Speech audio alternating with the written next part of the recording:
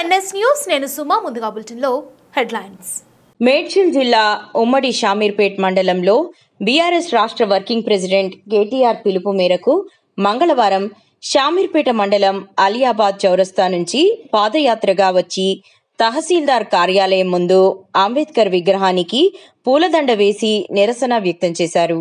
అనంతరం బీఆర్ఎస్ నాయకులను పోలీసులు అరెస్టు చేసి పోలీస్ స్టేషన్ తరలించారు.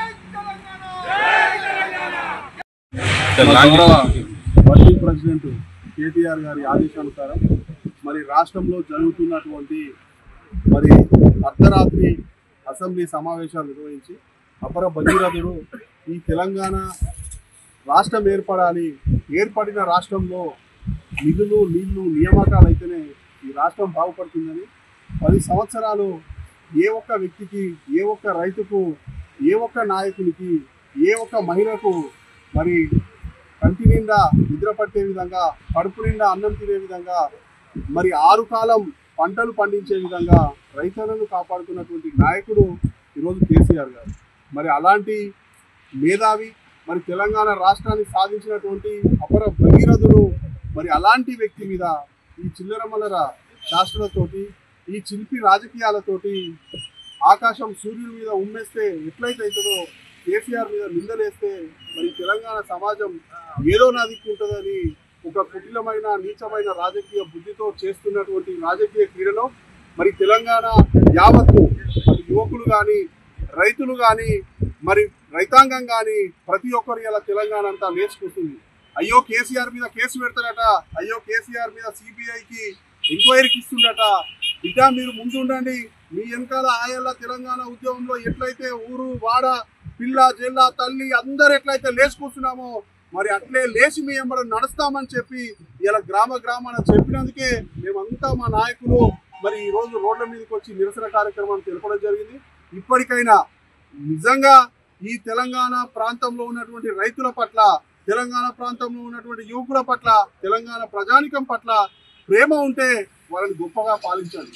అంతే తప్ప అక్కడ ప్రతి రైతు ఇలా గోసపడుతున్నాడు, ఇలా యువకులు ఆగమైపోతున్నారు. ఎక్కడ ఎవరిని మహిళలను కదిలించినా అగమ్య గోచరంగా ఉంది ఇలా తెలంగాణ రాష్ట్రంలో.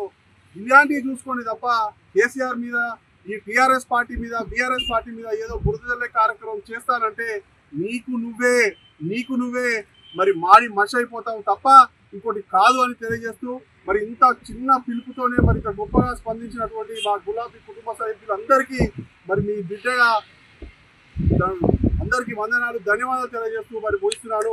జై తెలంగాణ, జై కేసీఆర్.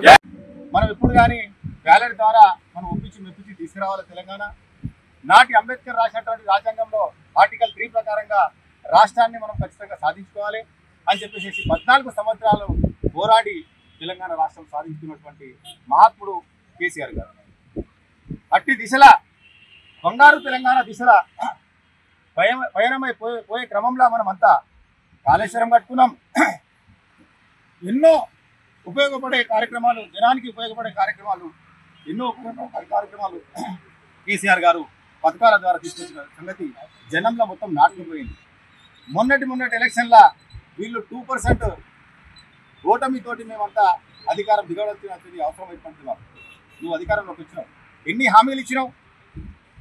హామీలు ఇచ్చి అన్ని హామీలు మొత్తం తుంగలు దొక్కినావు. ఇలా రైతులకు కనీసం ఎరువులు గతిలేవు.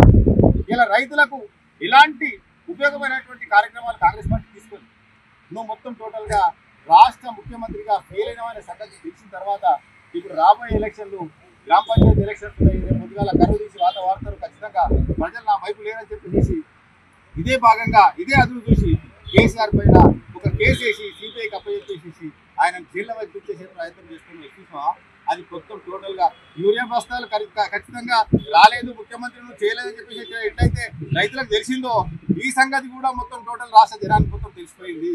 నువ్వు ఆయన మీద నిందలేసేసి ఆయన స్థాయిని దిగజార్చే ప్రయత్నం నువ్వు చేస్తున్నావు కాబట్టి నీ స్థాయి మొత్తానికి దిగజారింది. ఇవాళ కూడా ఆంధ్ర పాలకుల చెప్పు చేతుల కింద నువ్వు పనిచేసేసి ఇవాళ చంద్రబాబు నాయుడు ఏదైతే ఆంధ్రప్రదేశ్ ముఖ్యమంత్రి ఉన్నాడో ఆయన చెప్పు చేతులల్లా ఖచ్చితంగా కేసీఆర్ ను ఇమేజ్ డ్యామేజ్ చేయాలని చెప్పేసి నిన్ను పావుగా వాడుకుంటున్నాడు. ఆనాటి ఉద్యమంలో కూడా నువ్వు గన్నులు పట్టుకొని ఆంధ్ర పాలకులకే సపోర్ట్ చేసినావు తప్ప తెలంగాణ ఉద్యమకారులకు ఎన్నడూ చేయలేదు, తెలంగాణ ప్రజలకు ఎన్నడూ చేయలేదు. మన దురదృష్టం ఏంటి అంటే ప్రజాస్వామ్యంలో ఓటేస్తుంది కాబట్టి ఖచ్చితంగా ఇలా ముఖ్యమంత్రి అయి కూర్చున్నావు కాబట్టి నీకు ఎలాంటి రాష్ట్రం మీద కానీ నదీ జలాల మీద కానీ ప్రజల మీద కానీ ప్రజలకు అవసరాల మీద కానీ ఇలాంటి నీకు పట్టు లేదు కాబట్టి ఇలా ఫెయిల్ అయిపోయిన ముఖ్యమంత్రి ఇలా మా కేసీఆర్ మీద సిబిఐ కేసులు పెట్టే ప్రయత్నం నువ్వు చేస్తా ఉన్నావు. దానికి ఎట్టి పరిస్థితిలో మేము ఎదుర్కొంటాం సిద్ధంగా ఉన్నాం. టీఆర్ఎస్ నేలు ఎప్పుడు కూడా సిద్ధంగానే ఉంటారు. ఇవాళ మేము అర్ధనగ్న ప్రదర్శన చేసాం, నిన్ను దించేదాకా కూడా అదే పట్టుబట్టి ఖచ్చితంగా రాష్ట్రంలో మళ్ళా గులాబీ జెండా ఎగిరేస్తాం, ఖచ్చితంగా ప్రజలకు న్యాయం చేస్తామని సందర్భంగా తెలియజేసుకుంటూ ఇంతమంది టీఆర్ఎస్ శ్రేణులు వచ్చారు, వారందరికీ కూడా ధన్యవాదాలు. పత్రికా మిత్రులకు కూడా ధన్యవాదాలు, పోలీస్ మిత్రులకు కూడా ధన్యవాదాలు.